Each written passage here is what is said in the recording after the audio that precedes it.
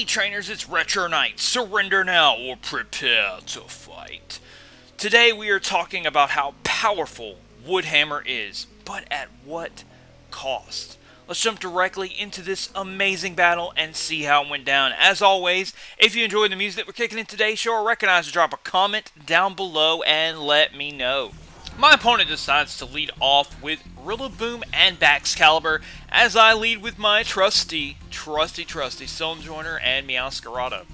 I like this pairing because Meowscarada has the Protean ability, and the Power Spot ability of Stone Joiner allows Protean to not only get stronger and boost up my ally Meowscarada, but also to get partial stab with Protean. I want to go into the Ice typing in case Baxcalibur would like to target into my Meowscarada. I have to be careful. On the one hand, I do want to Terrastalize into grass with Stone Joiner, and I probably should protect here, just in case of the Grassy Glide into Stone Joiner, but I do have the Focus Sash, and I believe on the very first turn that was my thought process. But the Glaive Rush goes in here. Luckily, the Rillaboom flinches off of the Triple Axle because I do have the King's Rock on the Meowscarada, as Rillaboom unfortunately does dodge the Rock Slide there, but Baxcalibur goes down in one hit. Without Intimidate, Stone Joiner actually has a pretty respectable attack stat, all things considered. I do appreciate that Leftovers recovery. Now, in this situation, I am thinking my opponent to set up the Tailwind with the Whimsicott here, which primarily would be an issue other than the fact that Meowscarada does resist everything except for the U-turn. However, remember, I did semi-pseudo type change into the Ice typing by using the Triple Axle. Copycat's not going to help me here, but I could very easily Terrastalize my Stone Joiner. I could also protect my Stone Joiner since I did attack last turn. I really do not want to go down to a Grassy Glide. The Grassy Glide is pretty obvious. Protect or Terrastalization are the two plays here so that I don't lose my amazing Power Spot ally here to boost all of my attacking stats, whether they be special or physical. Again, the Tailwind comes through. Turning into the Ice type was the right play, as Keller does decide to U-turn out of the Meowscarada, or out of the Rillaboom, hitting the Meowscarada, which would have been 4 times super effective with that Grass and Dark typing. Oh, Zarude. Meowscarada, you are so much better than Zarude, but not quite as bulky. You're definitely not bulky at all. We're going to see what Keller would like to go into here, as he decides to go out into Goldango, which, to a point, I'm a little concerned. I do Copycat here and U-turn myself and get out of my Meowscarada into the Whimsicott. I do not run the U-turn on the Meowscarada. However, Copycat is really cool to kind of mitigatedly kind of use a 5th move, which is really nice in and of itself.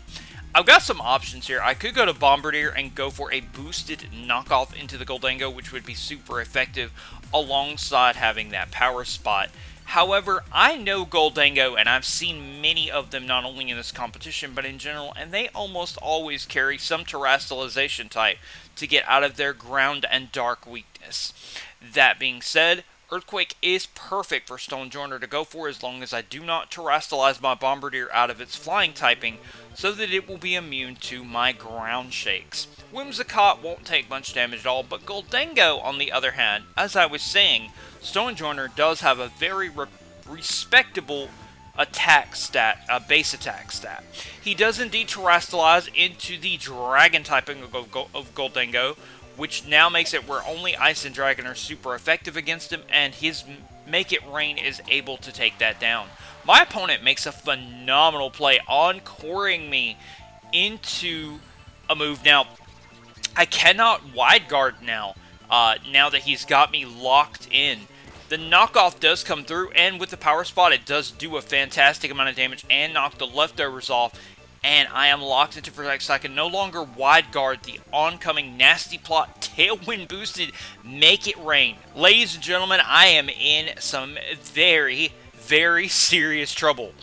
It reminds me of the old cartoons. How will our heroes ever escape? This is not looking good for our heroes. Find out next Saturday on the next episode of... Oh man, speaking of, what cartoons did you guys watch when you were growing up? Rocky and Bullwinkle, man. That's kind of the situation I find myself in on this turn. Since I can't do anything, I'm going to go out into Tyranitar, and I definitely have to swap out my Stone Joiner. Basically because a stabbed Make It Rain is coming, and I am scared.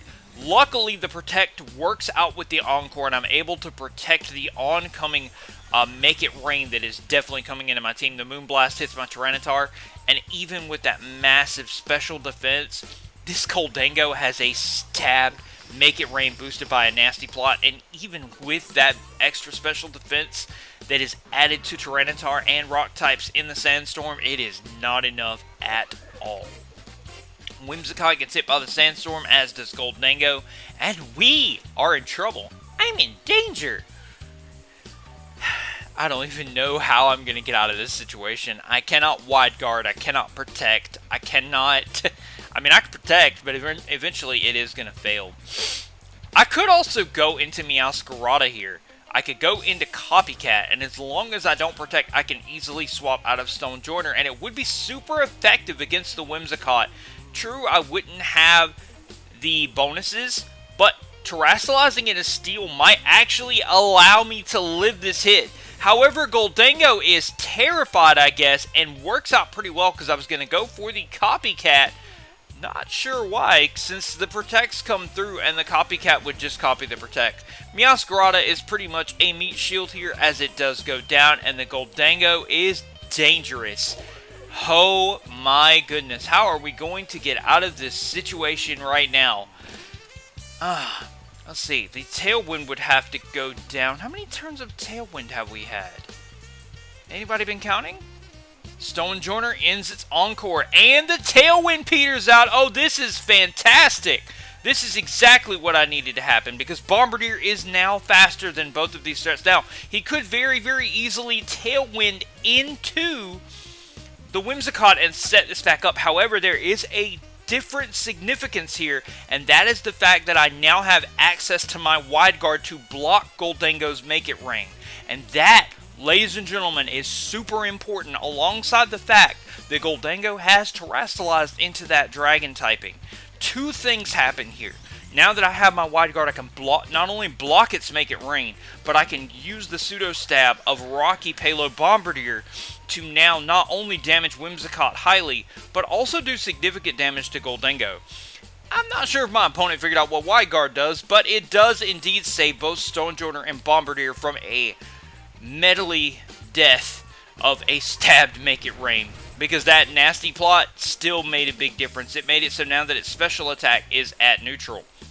Now, that being said, he could Encore me into the Wide Guard, but even if he does that, it's still going to make it where I do not have to take damage. And the cool thing is, even if Whimsicott doesn't go down from this Rocky Payload Rock Slide, the cool part is now, what works out here is the Sandstorm will knock it down. I just need to bring Whimsicott into a range that Sandstorm will knock it out. So even if he locks me into the Wide Guard, it's going to be okay.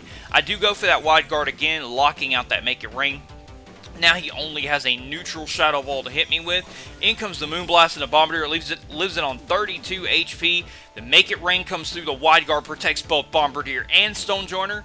Bombardier, come on, I need you to do enough damage to knock out Whimsicott with Sandstorm Residual and also bring Gholdengo. Can we hit both targets with Rocky Payload Rock Slide? We absolutely can, and bring Whimsicott into the range of Sandstorm Death. That is phenomenal. Now, let's remember the Tailwind is up, so he does completely outspeed me. Sandstorm brings it down to an abysmal 0 HP, but that is okay because we are looking good here. In comes the Rillaboom, and if you'll remember earlier, I damaged it very highly. He is going to bring the grassy terrain back in, but however, my opponent only has 2 Pokemon left standing on the field, and neither one of them have enough HP for a Rock Slide. And you're going to say, well, Stone Joiner is in trouble. Not really. I have saved my Terastallization for this exact moment, hoping that the Grassy Glide is now going to go for the Rillaboom spot, or possibly even a stronger attack. Remember, I talked about at the very beginning of the video, we were going to talk about Wood Hammer, how powerful it is under the grassy terrain. and at what cost. I knew the Bombardier would go down here to the Moonblast, and my opponent was thinking, okay, I can have the grassy terrain, I got the Woodhammer, it's oncoming to the grass-type terrestrialized Stone Joiner, it lives it not even half from the point that it's at, and guess what? This recoil is enough to bring in range of the final rock slide to close this battle. Thank you so much, Keller. That was a fantastic game. If you guys enjoyed it, please leave a like. If you enjoyed, if you recognize any of the music, also leave a like down below and let me know in the comment section which music you recognize and were jamming to during the battle. Thank you guys so much. I'll see you guys in the next battle or stream or video. Take care. Power on, power off.